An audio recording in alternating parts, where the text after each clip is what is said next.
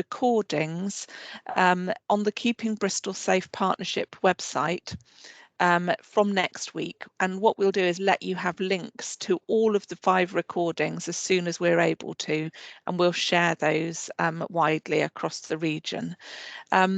The other 2 bits of information are to ask you to please mute your microphone, and also to turn off your camera unless you're actually presenting, because we know that that's quite distracting on the recording and on the webinar itself if there's lots of different people's faces popping up. So we'll just have the person presenting with their camera on and their microphone. So I hope that's okay for everyone. The last thing to say is just about asking questions. So as we go through the session today, you might well have some questions that you'd like to ask of those who are presenting, and that's great. But we'd ask you to do that by using the chat function rather than by popping your hand up or coming off mute, and writing your questions in the chat box. And if you do that, then that will mean that, first of all, you can get an answer potentially straight away in the chat, but secondly, it means that if we don't get round to every question, we've got a copy of those afterwards that we can respond to them after the event. Stephen, I don't know if you're just able to let us know straight away. There's already been someone who's asked whether it will be possible to have a copy of slides after the event. Could you just let me know if you're happy for that to happen, because then we can arrange for those to be sent out if that's an option. Absolutely no problem. I'll let you have a copy of the slides. So we'll circulate those to everyone who made a booking straight afterwards. Okay, so that's it from me. I think I'm going to hand straight over to, to Louise, who's going to start today's session. Just before you hand over, Sarah, there was one other member of the presentation team that's struggling to get in, so could you check that she's not stuck in the lobby, please? Yep, I will do. Thanks.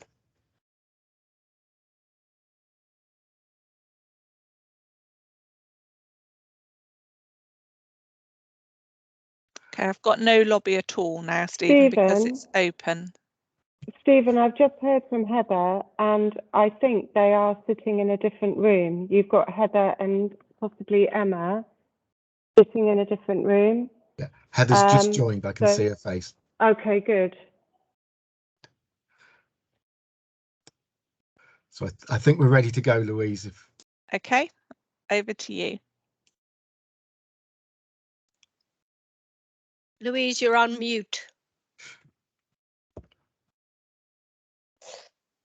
There we go. Hopefully I'm.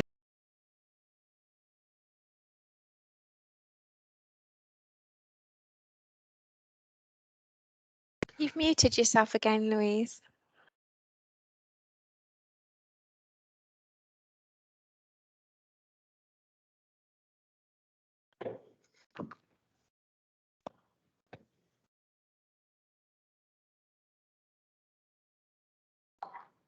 Okay, we try this instead. Does that work? Yep, I can hear you okay, Louise. Oh, no, not anymore.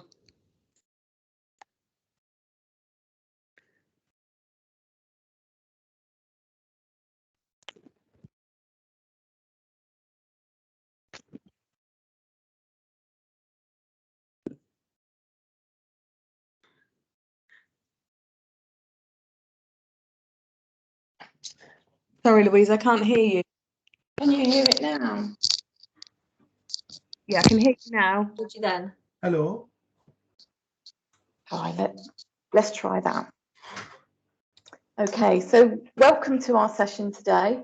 Hopefully that little blip will be the only one we have. I'm going to keep going unless anybody tells me otherwise. I'm the service manager for the adult safeguarding team in Somerset County Council. I'm introducing our topic for today's session, which is promoting safer cultures. So our aims for today are to talk to you about what are closed cultures, what we mean by safer cultures, and to share with you some learning from safeguarding adult reviews. So to start with, I'm just going to introduce the topic, and then we're going to move into our presentation. So you are going to hear from some of our most esteemed professionals in Somerset who represent Somerset NHS Foundation Trust, Somerset Clinical Commissioning Group, the Care Quality Commission and Somerset County Council. As Sarah's already mentioned, if you have any questions, pop them in the chat and we'll try and answer them as we go, or towards the end of the session, if we've got any time left, we will go through them.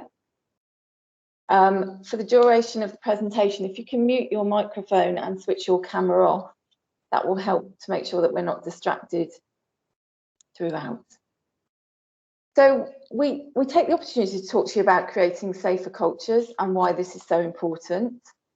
So culture is the underbelly that runs through every team, office, care home, supported living complex, domiciliary care provision and our own home. It's the unseen, the unspoken rules that no one talks about, but somehow people know about. It's how people behave when you're not looking. Sadly, there are times the culture dictates how things work around here. It can stifle the lives of those being supported, and it can be difficult for visiting professionals to really get a grasp and a sense of what's going on, what are they observing. So today we take the opportunity to open your eyes to closed cultures, and we ask you to question and challenge yourself. What do you see, hear, feel when you undertake your work, when you go about meeting with people? What do you rely on? Do you rely on what you see, what you hear, what you feel? What about the person you're supporting? What do they rely on? How do they feel? What do they report? So be affected by the effect you have on people, because the positions that you hold are really honourable. You are very lucky and privileged to be in the positions that you're in. So let's use all of our senses today.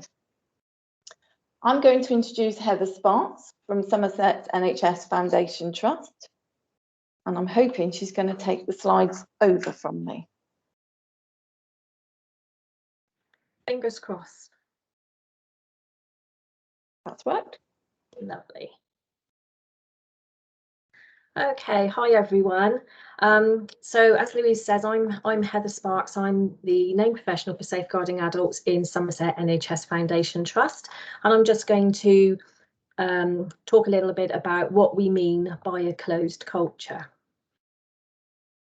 So the CQC define a closed culture as a poor culture that can lead to harm and abuse, such as human rights breaches, and can occur in situations where people are less able to advocate for themselves, or where they are less likely to have their communication needs supported, and where they're less likely to be listened to or believed by others. And whilst this may most commonly be associated with people with a learning disability, it can also be relevant to individuals with dementia, mental health problems, and brain injuries. And let's not forget the irrelevance of the last 18 months, when national lockdowns and COVID restrictions have to some degree led to all services becoming more closed cultures, more closed environments. And with this in mind, it's increasingly important to ensure that we continue to hear people's voices and act on any information that is of concern. And what's important to remember is that when a service has a closed culture, people are more at risk of abuse and human rights breaches. So, which services are vulnerable to developing a closed culture? The short answer is any of them, because a closed culture can develop in services where people are situated away from their communities, where people stay in placements or hospitals for months or years at a time, and where there is poor management or poor leadership of these services, and where staff can often lack the right skills, training or experience to support people. The scope is broad, and a closed culture can be present within mental health services, adult social care services, acute and community hospitals, and residential and nursing care homes, and even within care provision within someone's home if the agency providing that care has a closed culture. I'm sure you're all familiar with the high profile cases such as Winterbourne View, and what these high profile cases evidences are that closed cultures that enabled underskilled and undersupervised staff to dehumanise the people in their care. And I'm sure we can all agree that that is not acceptable behaviour for those in positions of trust caring for the most vulnerable adults within our society. And importantly, a closed culture doesn't have to be to this extent, but it can still cause harm and abuse. Ooh, clicked on the wrong button then. So what does a closed culture look like? My CCG colleagues will explore this in more depth a little shortly, but in brief, a closed culture generally fails to take steps necessary to minimise harm occurring in the first instance, and it fails to respond adequately and effectively to safeguarding concerns and abuse. A closed culture can be resistant to change, particularly in relation to learning from safeguarding adult reviews, domestic homicide reviews, and Section 42 inquiries. And when challenged about practice or legal literacy around the Mental Capacity Act, people can become defensive and closed to a discussion about change. In a closed culture, no one listens or speaks out about concerns. The leadership can be found lacking, such as in a lack of accessibility to management or senior staff and poor direction. Sadly, at times there can be an unhealthy culture in existence within a care setting in which new staff can become indoctrinated into old ways of doing. Some of you may have heard things like, we always do it this way. And in situations like this, enthusiasm of new staff can become stifled by the resistance to the new ideas that they bring, due to current staff being resistant to change. And this can also lead to a fear of speaking out. And not to consider also just compassion fatigue can also kind of contribute to that closed culture. And just briefly to think about on the flip side of a safer culture, and again, my CCG colleagues will explore this more. A safer culture listens to their staff and their teams and creates an environment where people's concerns are listened to and addressed appropriately. And individuals are able to feel confident about how to respond to and report to any safeguarding concerns. And leading in a safer culture, organisations are well led and will have the correct policies and procedures in place to minimise risk of harm and have clear processes for response to safeguarding concerns. And learning in a safer culture, organisations will promote learning and development and take the time to learn from safeguarding adult reviews and safeguarding inquiries, and to reflect on how practice could be improved to minimise the risk of further harm and promote best practice. I appreciate I've not got these in the right order of 2, 3, 5 and 8. My colleague pointed out to me earlier, so bear with me. So I'm not going to discuss human rights in any great depth here, but I felt it important to mention that people using services that have closed cultures are more likely to be at risk of abuse, avoidable harm and breaches of their human rights under the Human Rights Act and, of course, under the Equality Act. We ask you to make sure that your services and staff are fully aware of what human rights are, whether the human rights in those of your care are at risk of being breached. And this could relate to the right to life, right to liberty, right not to be tortured or treated in an inhumane or degrading way, and the right to respect for private and family life. So in brief, when we think of Article 5 and the right to liberty and security, basically that relates to when we're making decisions that infringe upon a person's liberty, ensure that your interventions are Mental Capacity Act and Mental Health Act compliant. When we think of right to life, Article 2, you need to ensure that a person using a service is not placed in a potentially life-threatening situation because of the standard of care they're receiving, and that includes in nursing and residential accommodation. And for example, that might be the staff not properly investigating life-threatening conditions. When we think about Article 3, ensuring a person using a service does not experience ongoing and serious suffering, which can amount to inhumane or degrading treatment, as in Winterbourne View, Walton Hall that I mentioned. And then Article 8, with the right to respect to private and family life, that's about kind of thinking when you're making decisions about a person's care, it's important to ensure that these decisions aren't disproportionate to the care and support needs, nor invite unnecessary infringements on the person's private and family life.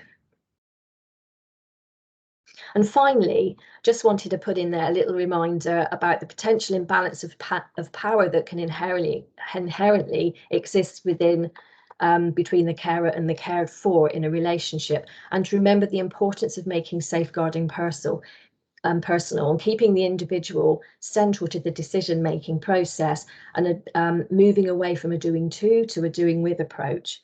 And remember to listen to concerns raised and support them, report them appropriately. Anyone providing care is in a privileged position, being trusted with providing unharmful care and support to the most vulnerable in our society. I'll now hand over to my colleagues in the CCG, Jo and Emma, who are going to talk about safer cultures. Thank you.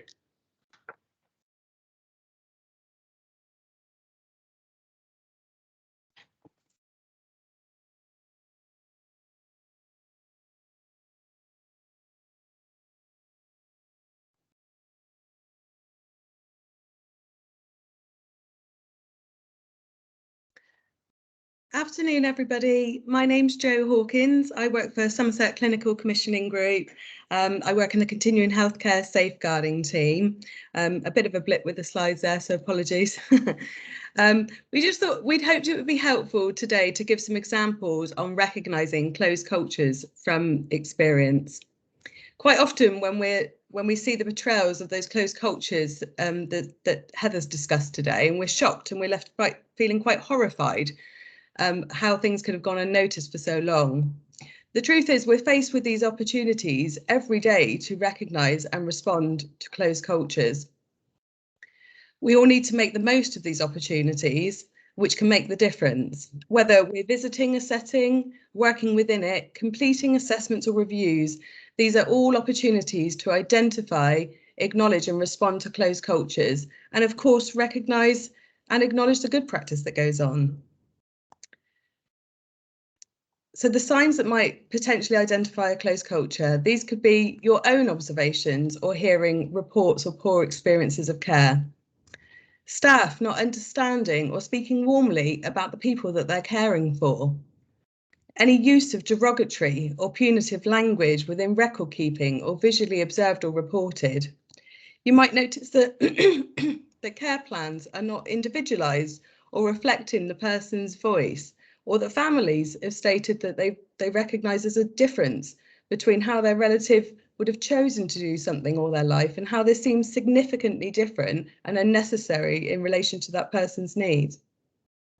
You might come across decisions that have been imposed on people without legal authority or legitimate aim.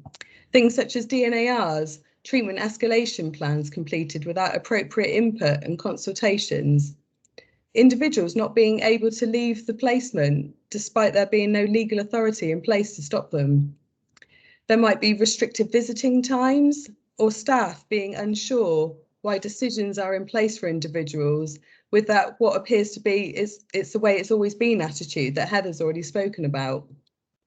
You might also see reports of or observations of people using the services seeming uncomfortable around staff or not being able to communicate openly. Being within any service provision, we have the opportunity to observe these interactions.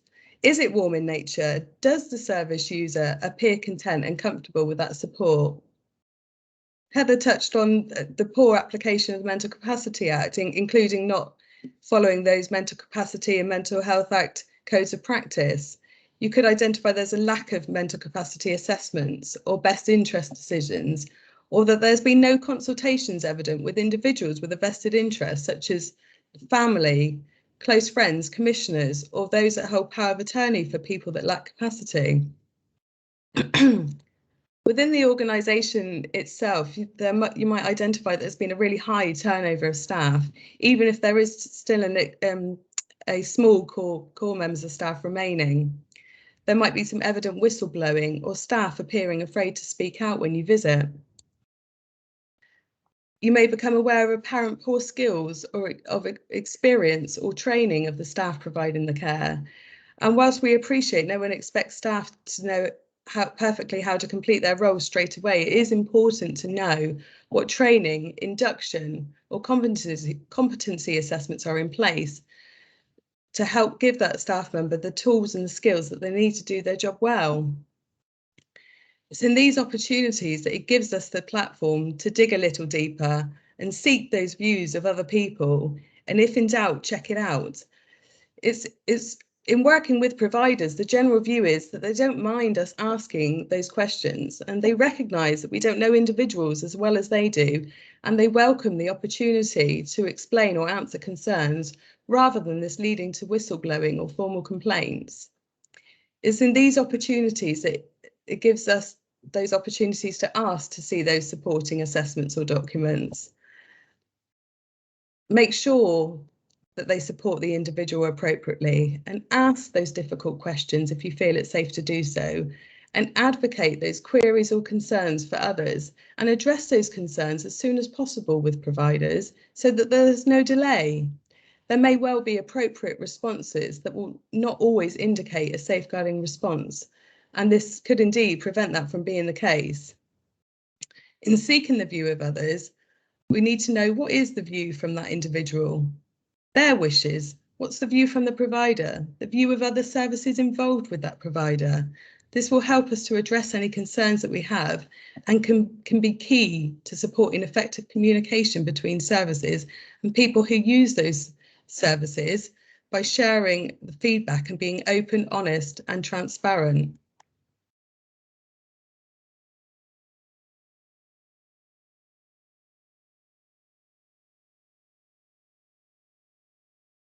Sorry, glitch with the next slide.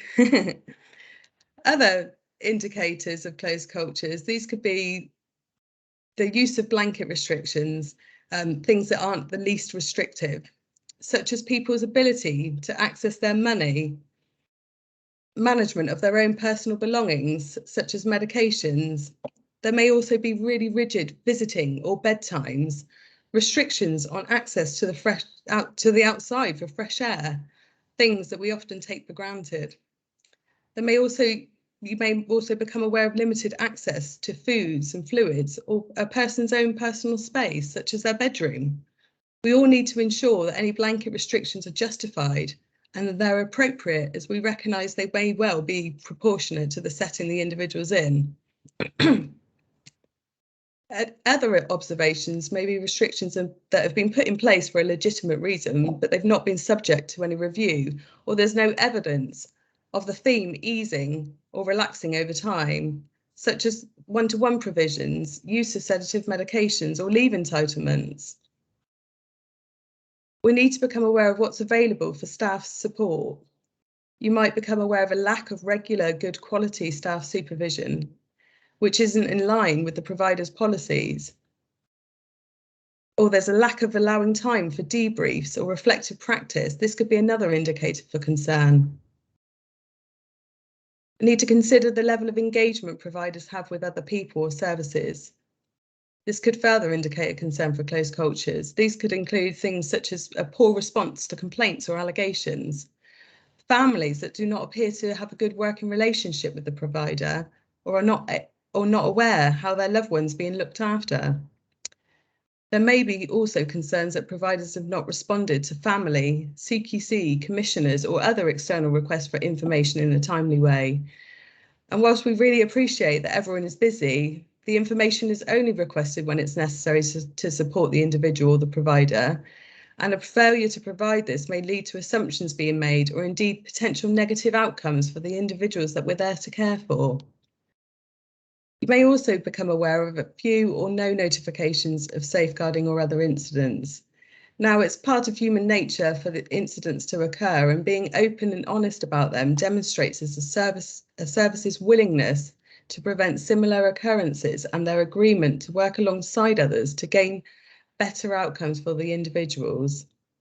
So that's a bit of information how we might recognise closed cultures, and I'll pass you on to Emma Reid now to discuss more about responding to closed cultures. Thank you. Thanks, Jo. So I'm Emma Reid, and I work at the Somerset CCG along with Jo, and I'm Deputy Designated Nurse for Adult Safeguarding.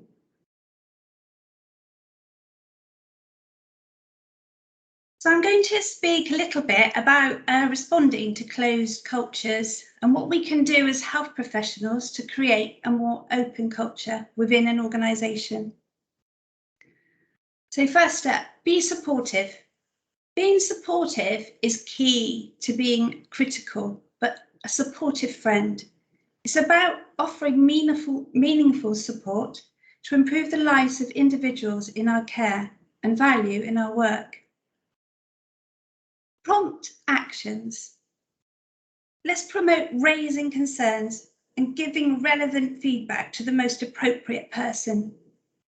Sometimes the most appropriate person may not be apparent or available, so we need to make it our responsibility to get key messages across and to make the changes that are needed. Appropriate referrals.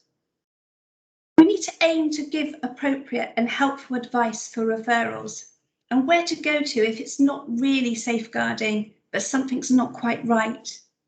It's better to have a referral made twice than not at all, and something gets missed because someone thinks someone else has raised a concern. Signposting. Share good resources with our colleagues. Share training resources and learning reviews. Websites such as the Somerset Safeguarding Adults Board and Somerset Survivors are full of incredibly valuable resources of information. Give time. Time is so precious, but needed now more than ever before for discussions with staff to build on working together for the best outcome for those in our care. It's essential to debrief and to be able to reflect on our practice. Giving time to staff will bring a feeling of value and worth, which will make pride in our work.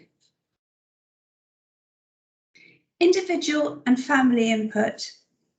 Discussions need to be open to give opportunities for individuals to have their say and to be listened to in their care and treatment. Family and loved ones are so vital in giving meaning and understanding to their individual story. We need to be working with them.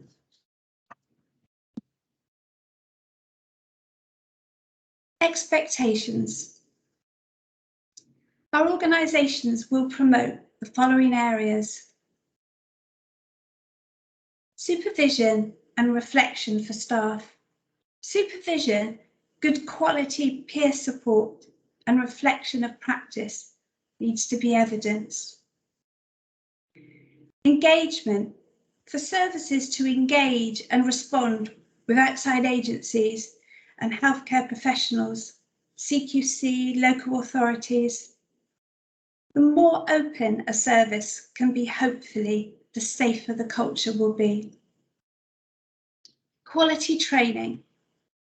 A robust training matrix with a robust induction, which is kept up to date and reviewed, is a key responsibility for services to provide for staff. Care planning. Care planning needs to be reviewed, an opportunity for the individual to be really involved, to make these reviews real. Show how they know that having the best person, the person that knows the individual the best, to input these care plans. Give time to staff to read care plans and update them. Time off shift. Any changes made on a care plan to be shared with the individual, the carer and loved ones. Quality auditing of care plans is essential. And finally, duty of candour. A culture of being open and honest when things go wrong is a sure way of promoting things to go right next time. I'm going to hand over to Stephen.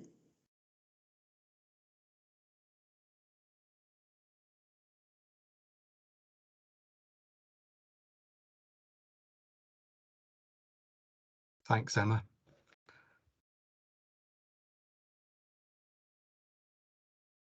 Good afternoon. I'm Stephen Miles and I'm the business manager for the Somerset Safeguarding Adults Board. And I'm going to talk to you a bit this afternoon about learning that has been identified from Safeguarding Adult Reviews, or SAAWs for short, locally through a piece of work that was undertaken a couple of years ago within the region and nationally from a national review of safeguarding adults reviews from 2017 to 2019 that was published last year. The national report is a very detailed document covering over 200 pages, and there's a lot of learning about all areas of adult safeguarding.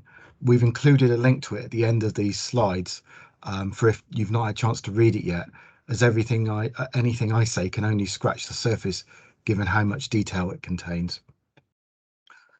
And just to think, as we're going through these slides, due to the mandate of safeguarding adult reviews and the way it's phrased in the Care Act, anything we talk about is inevitably going to be focused on learning about what has gone wrong, although I've tried to pick up examples of good practice too as we go through.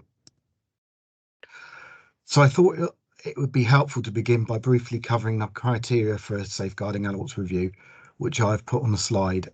SAAWs were introduced in the Care Act in 2014 and replaced serious case reviews. And it's really important to emphasise that the adult does not have to have been in receipt of care and support services for a SAAW to be considered, and that safeguarding adult boards are also free to arrange a SAAW in any other situations involving an adult in its area with needs for care and support.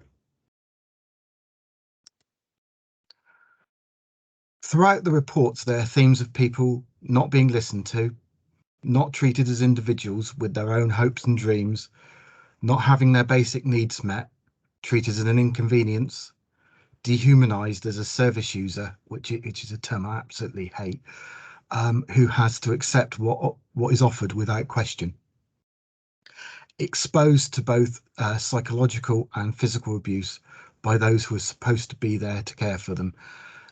These are the most vulnerable people in our society, as other colleagues have already said, and whether you see it on Panorama or read it in a report, it's horrendous to see anyone experiencing the types of abuse that so many have that have been highlighted nationally.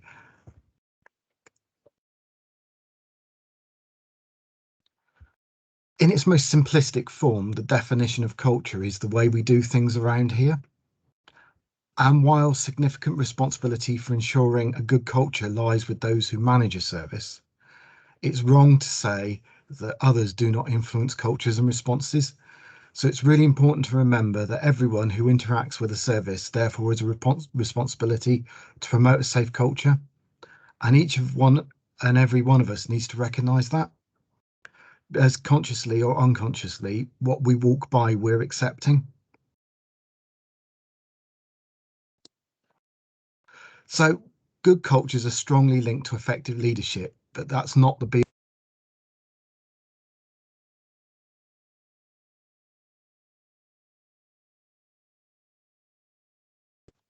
Stephen, you've put yourself on mute. Sorry, thanks for pointing that out. So good cultures are strongly linked to effective leadership, and it's really important to give people the opportunity to say what they think about the services they receive in a way that they don't feel there's a right answer. It's also important for all organisations to recognise that when staff relations start to move from what are in the normal social interactions we all see and take part in every day at work, to an inappropriate culture dominated by an individual or a groupthink that prioritises staff over the people who use services. The importance of spending time in services should not be underestimated, and a really simple observation of how people are spoken to can be very revealing. Abusive and dismissive behaviour should never be dismissed as someone having a bad day, and this is something I've experienced myself in a previous role when I was sat in a service just seeing what was going on. People who buy and provide services, so in short, commissioners and providers, must ensure that they have a shared understanding of each person's needs and how they will be met at all times when they're being supported. And this includes at night and during weekends. For example, if a manager is employed during a week, they should be considering what assurance they have that people are supported in the right way when they are not there, and what they need to do to check it. So things that can help include listening to people who use services, their carers and families, reviewing risk management assessments and strategies regularly, and if there is a change in a person's behaviour or new information becomes available, that's an opportunity to sit down and review if plans and strategies are still working. It's really important to guard against the rule of optimism. When something looks concerning, further consideration is needed to identify if those concerns are founded, and they shouldn't be dismissed on an assumption that everything will be okay. Addressing insular cultures where services are unwilling to consider learning from other services locally or nationally is important too. It's also important to make sure that low-level concerns are monitored for any patterns that start to emerge and addressed promptly, rather than being allowed to persist and grow until they become endemic, as at that point it will be much harder to address them. And consideration should be given to the impact of the physical environment on the culture. For example, a poor or badly laid out environment can influence staff behaviour, and therefore the way the culture and the way they behave towards the people that they're there to support. So examples of when things have gone wrong include managers of individual services being left isolated or unable to make decisions needed to be and they need to be supported by both the organisation they work for and the wider system, rather than left to fail. That's not to say poor performance should not be addressed, but leaving a service to fail will inevitably have a huge impact on the people it supports, and at the end of the day, they've got to be foremost in our thinking. Acceptance of responses that it's someone else's job to do something can lead to a lack of ownership. And as others have said, it's important to remember that safeguarding is everyone's responsibility and everyone's business.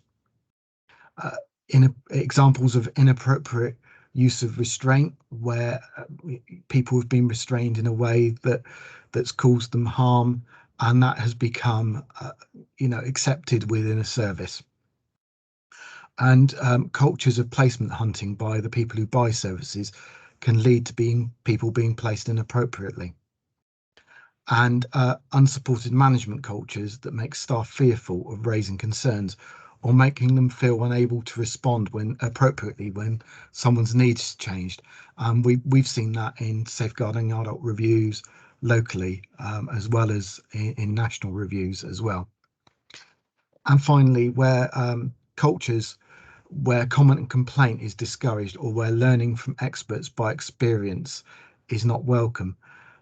And that ties in with optimism, that overriding sense of optimism that people want things to be all right can blunt the response to high risk concerns, and that can prevent professionals from looking beyond the presenting circumstances and using their professional curiosity.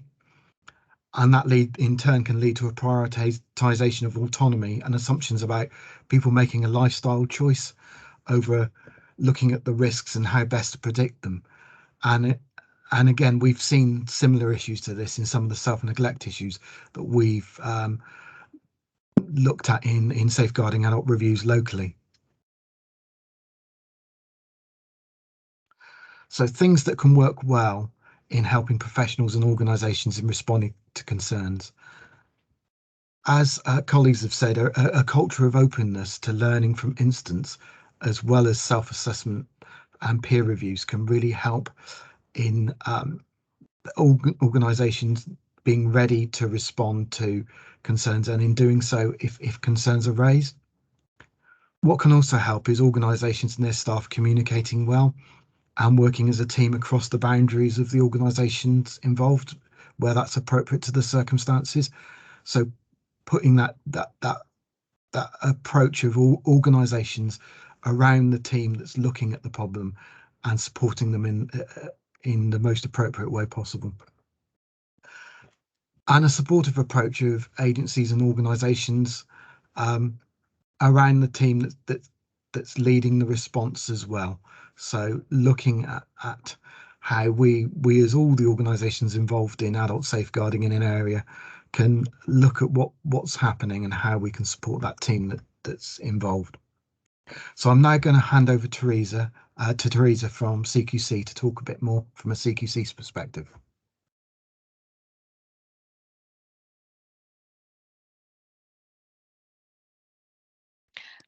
Hi everyone, thank you very much for inviting me along today.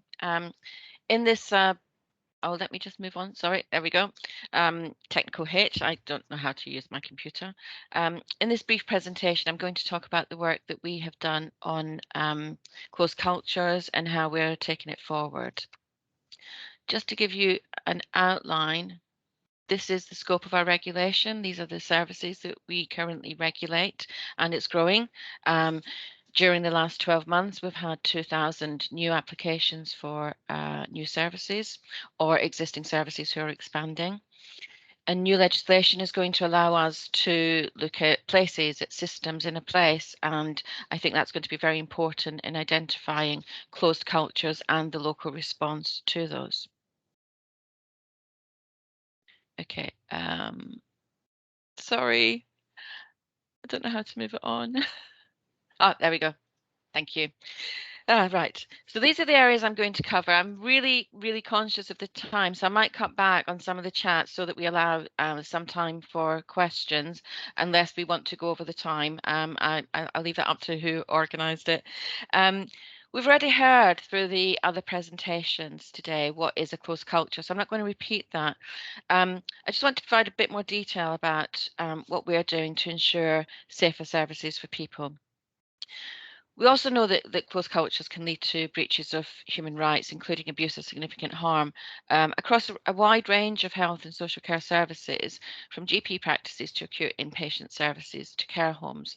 And identifying and responding to that is really important to our work.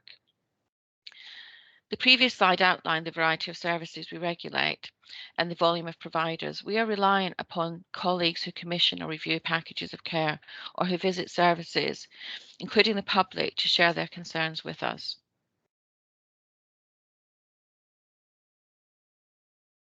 Sorry, I'm having trouble with my computer.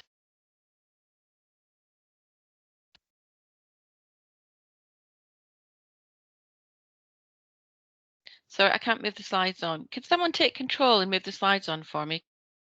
Happily take control. I'll just move it on for you, Teresa. Bear with. There you go.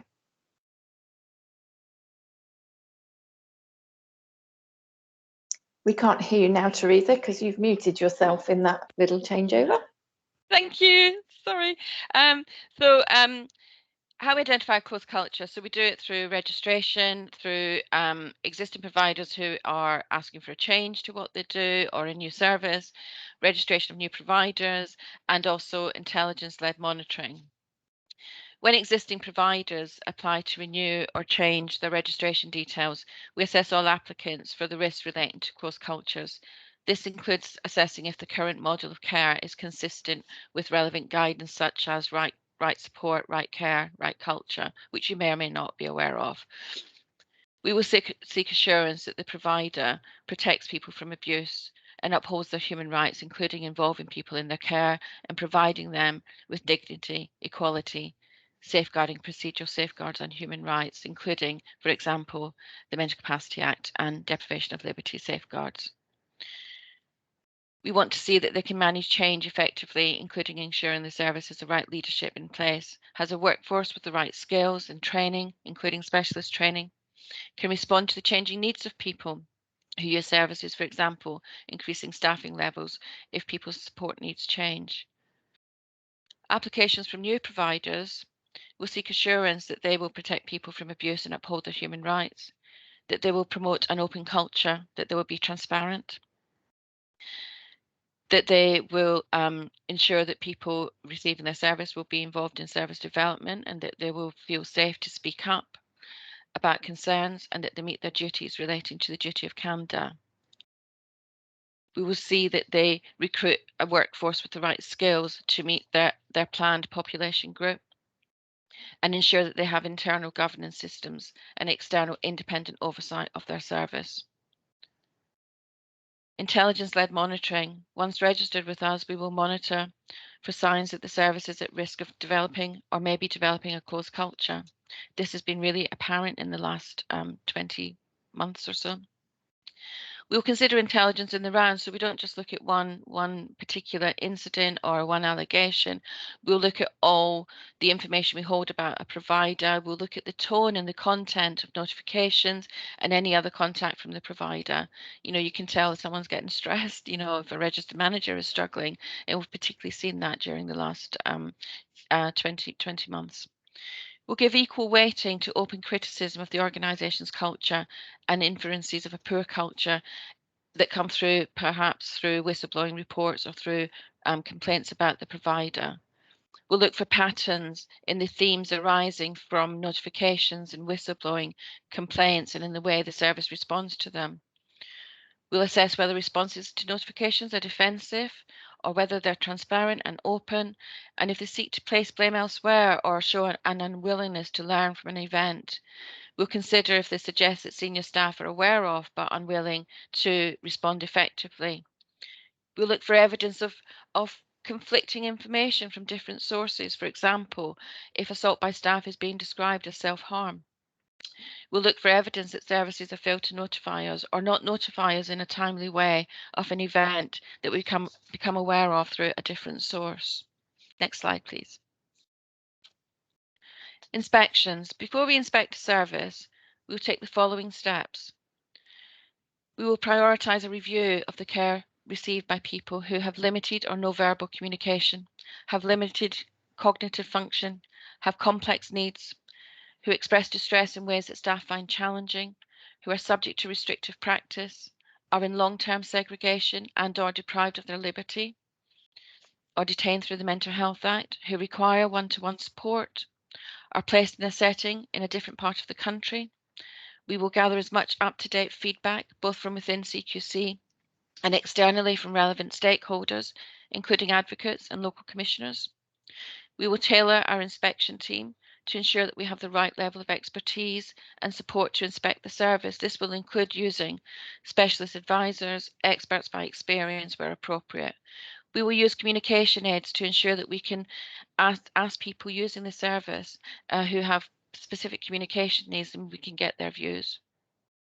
For inspection of older people services, we'll make sure that members of the inspection team have knowledge and experience of communicating with people, for example, who have dementia. We will arrange an interpreter if there are people using the service who are not fluent in English. We will arrange specialist support from a member of our medicines optimisation team where medicines are known or thought to be a risk. For inspections of adult social care services and mental health services, we will consider carrying out a short observational framework for inspection. This is where we just sit and observe the interaction between staff and people receiving the service. We will request contact details for relatives, advocates, staff and visiting professionals involved in the care of the person receiving the service. Where appropriate and justified, we may ask for individuals' care and service records to be sent to us securely.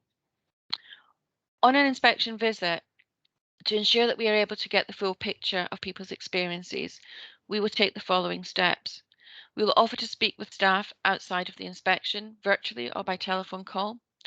We will ask to speak to them in an area of the service where they will not be seen. We will encourage them to call inspectors off duty at a time to suit them. Consider speaking to a group of staff remotely. Review CCTV, and if and where available, this will be on a case-by-case basis, considering whether it is necessary and justified. And if required, we may carry out an unannounced inspection and/or inspect out of hours.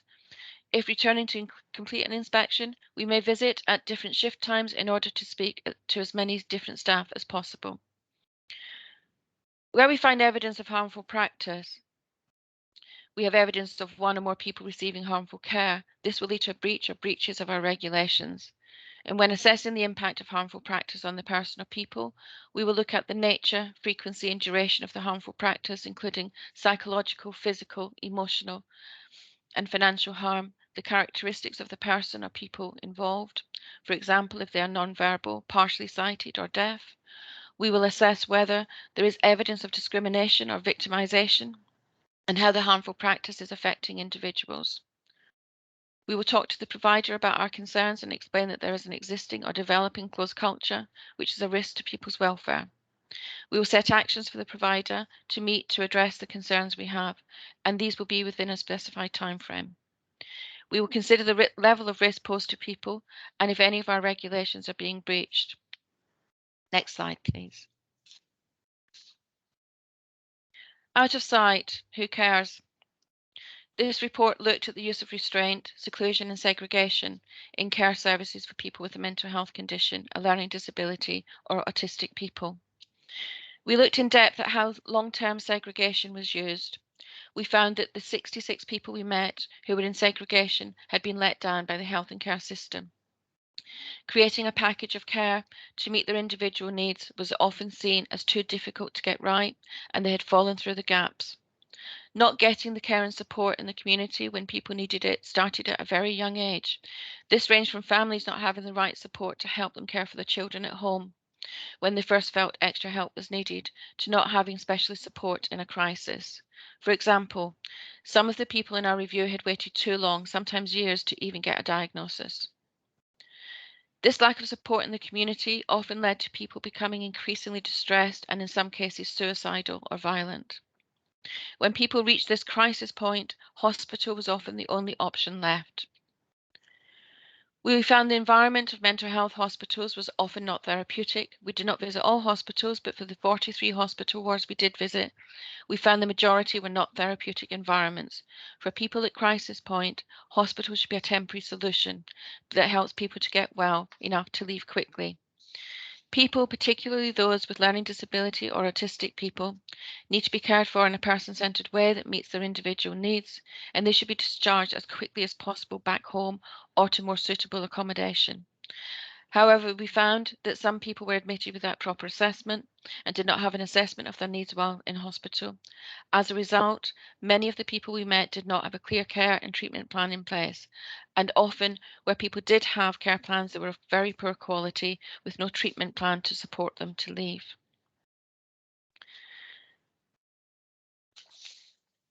Poor leadership and poor culture were also a barrier to people receiving person-centered care. At some of the hospitals we visited, we found that staff did not feel listened to or supported to look after the people in their care. Staff told us that they did not always have the necessary training and skills to understand people's needs.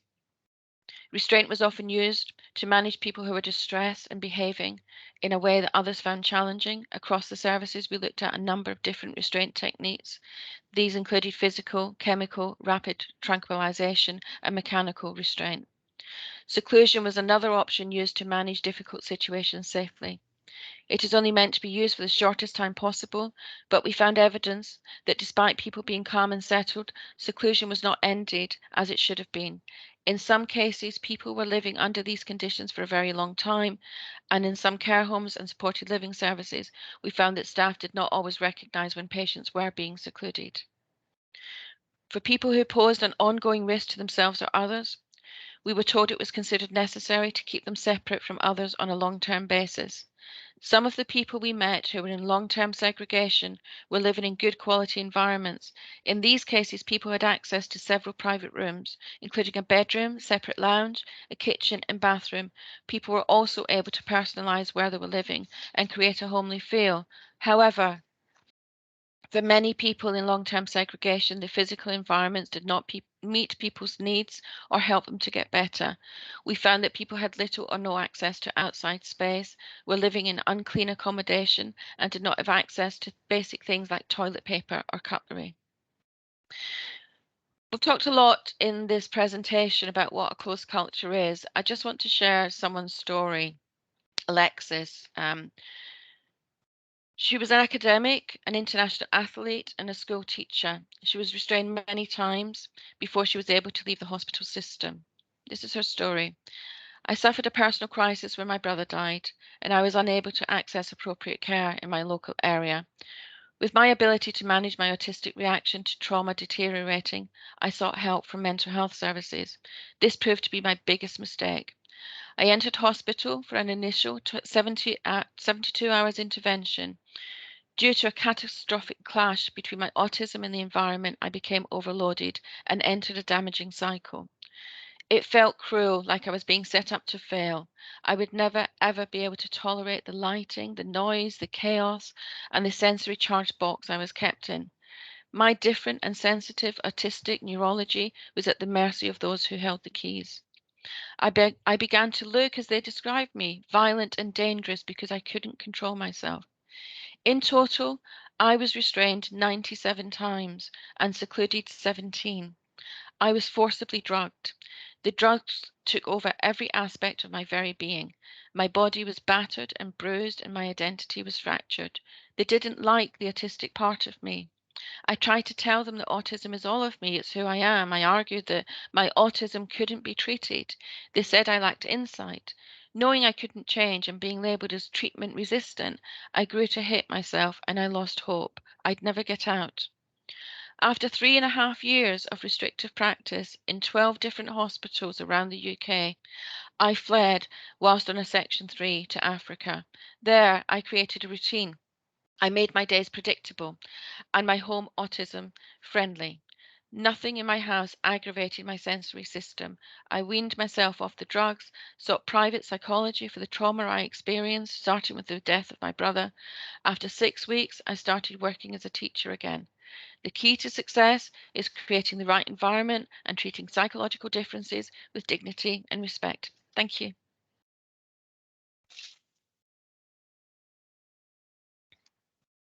Thanks very much, Teresa. So we're at a point in our presentation where we can bring to conclude. And in doing so, we're just going to pose you some questions, really. Not expecting answers now, but these are things for you to take away.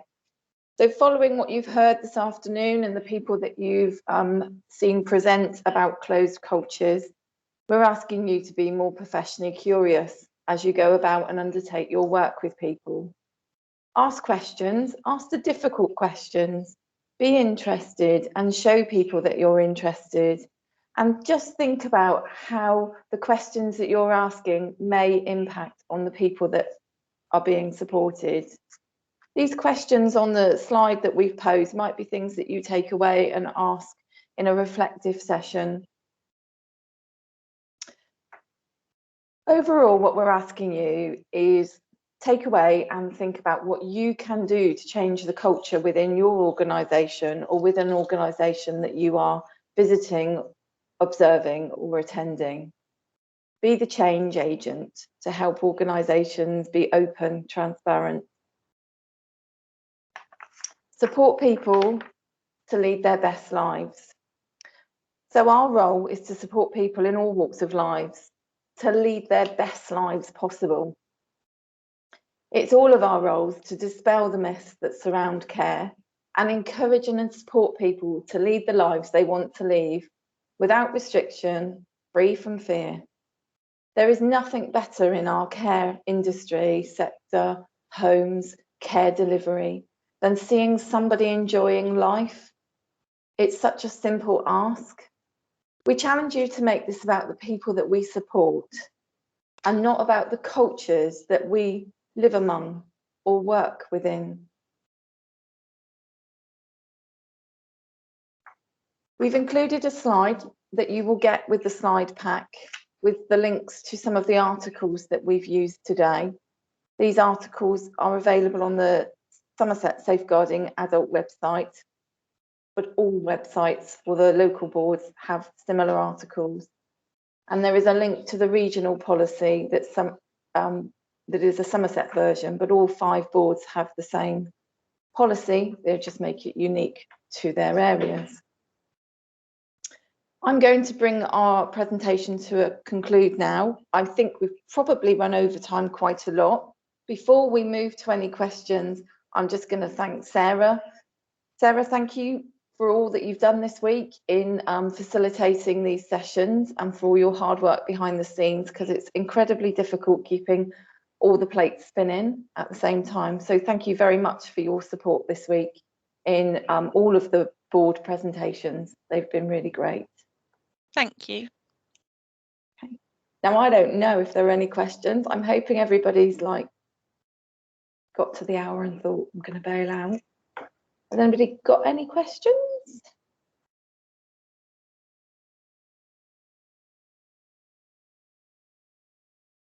Doesn't look like there's any. No, I think there was just questions about things like when we were sending out the slides and things like that, which I've answered for you. Teresa has put the link to the document that she talked about there in the notes for people as well. And also there's the evaluation link for people to just pop 2 minutes to do that survey. I don't think there's any others. No. So other than that, thank you very much, everyone. Have a lovely Friday afternoon and enjoy your weekend when you get there. Thanks very much. Thank you. Bye all. Thank you. Thanks. Bye. Thank you.